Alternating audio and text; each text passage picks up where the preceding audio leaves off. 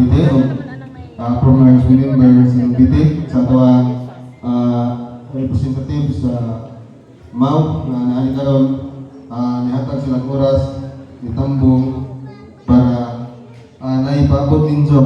So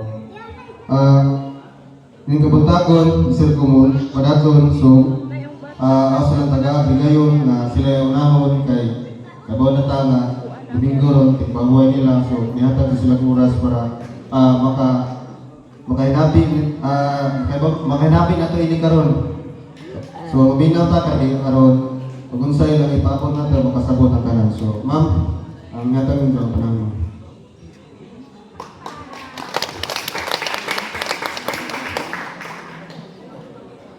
So, among dakong pagtahod no sa inyong barangay kapitan Purli Kaila. Jimmy Tadlid Kap, good morning. Ingon lang sa konseho, kagawad, and also napon si former kagawad. Dan mga katauhan diri sa Saysay, maadyo buntag. So, nalipay pag-abot na ko, wow, daghang tao. Kay asimbilan kay sa pagkatinood lang ang ubang bagyo mo nga mo atuan only ang fundraisers right na so mas maayo ni amo daghan po ang maybaw. So and pasalamat po kay na free pa-moderate wala pa'y kaso sa PSF. So, inahanap dyan mabinantayon, ha? So, paminaw mo sa mga isulti sa akong mga kauban kay para kamong tanan ma-aware. So, di na lang po maglangay akong ihatag ang unang mo istorya kabahin sa ESF, si Ma'am Melchora Aurelio.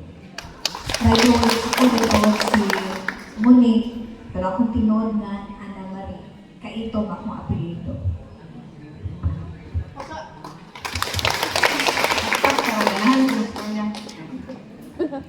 Maadjong buntag, barangay Magsaysay.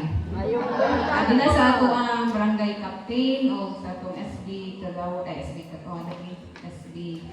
Kagawad, Lord Ramin o sa iyang papa former SB Gapon. O kaninjong tanan, barangay Magsaysay, maadjong buntag sa ikaduhang higayon.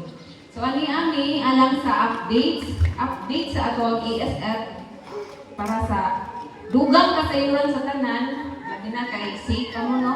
Green pa mo. Green on safe pa mo. Kaya pa mo nasuli o ASF. Ikubaan na ba mo? Kubaan na. Wa pa? Ikubaan na. na. Ang kadung pa, kuban happy pa. Ikuban, ikubaan na. So,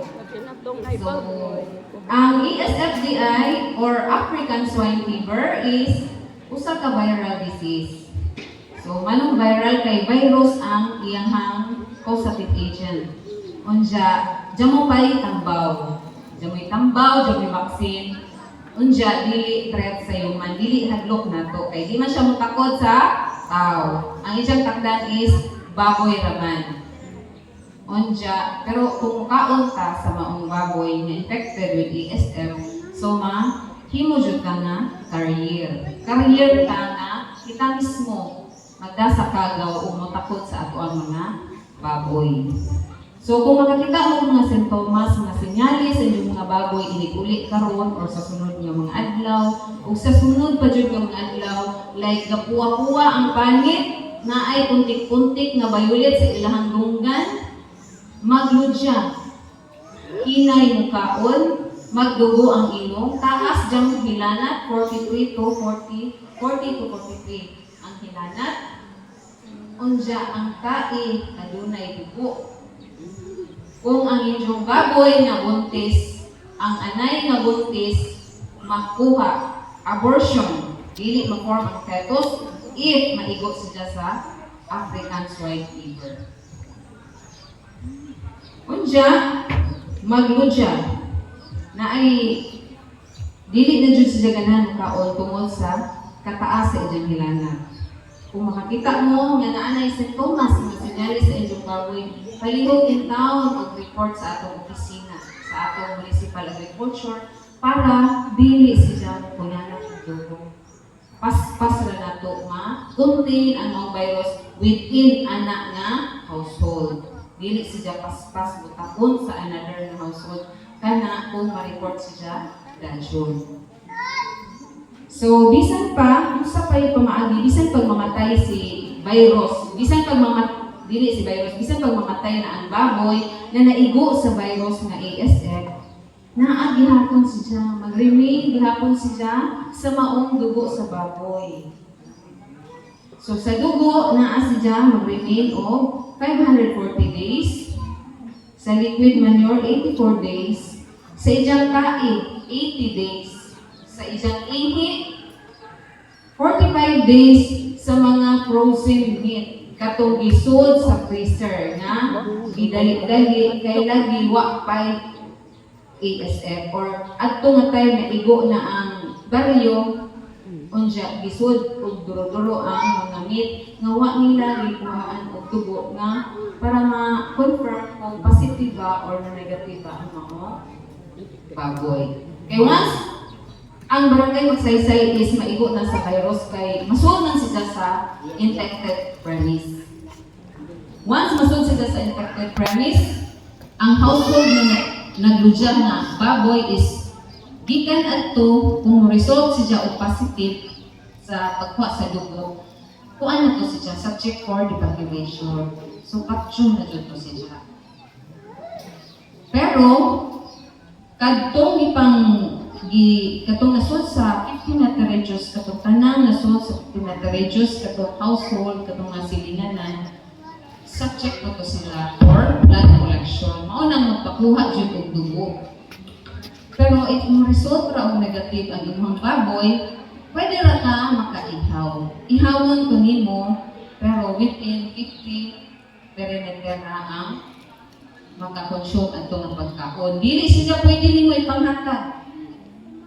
Pwede ra ikaw ra mismo ang gaihaw mo imong konsumo sa maong baboy nga imong giihaw.